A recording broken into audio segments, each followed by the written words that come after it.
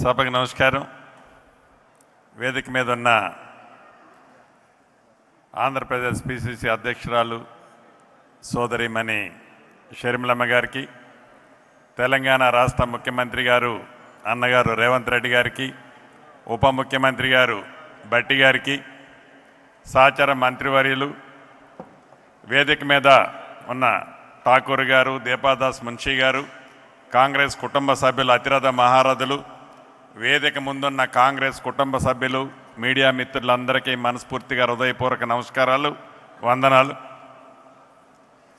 ఈరోజు దివంగత నేత రాజశేఖర రెడ్డి గారి 75వ జయంతిని ఆంధ్రప్రదేశ్ రాష్ట్రంలో చాలా అద్భుతంగా షర్మిలమ్మ గారి నాయకత్వంలో కాంగ్రెస్ కుటుంబ సభ్యులందరూ బ్రహ్మాండంగా ఏర్పాటు చేసుకున్నారు. దివంగత నేత రాజశేఖర రెడ్డి గారు ఏవైతే కలలు కన్నారో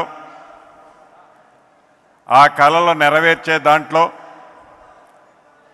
గతంలో మనం క్రీస్తు పూర్వం కీర్తు శకమని ఎలా అయితే చెప్పుకుంటా వచ్చామో, రాజశేఖర రెడ్డి గారి పరిపాలనకి ముందు, పరిపాలన తర్వాత అని ఇప్పటికీ మనందరం పెద్దలందరూ వేదిక మీద చెప్పినట్లు అదే స్మృతులు గుర్తు చేసుకుంటూ, రాజశేఖర రెడ్డి గారు తన ముఖ్యమంత్రిగా ఉన్నప్పుడు ఎప్పుడూ చెప్తుండేవారు, రాహుల్ గాంధీ గారిని ప్రధానమంత్రి చెయ్యాలి, రాహుల్ గాంధీ గారు ప్రధానమంత్రి కావాలి అని.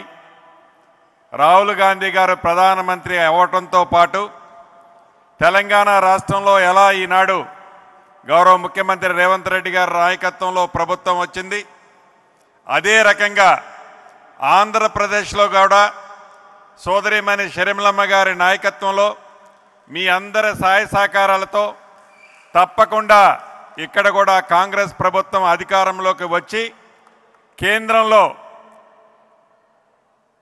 దివంగత నేత కన్న కలల్లో భాగమైన రాహుల్ గాంధీ గారిని ప్రధానమంత్రి అయ్యే దాంట్లో మనందరం కష్టపడి పనిచేసే దాంట్లో అధికారంలో ఈనాడు తెలంగాణలో కాంగ్రెస్ ప్రభుత్వం ఉంది.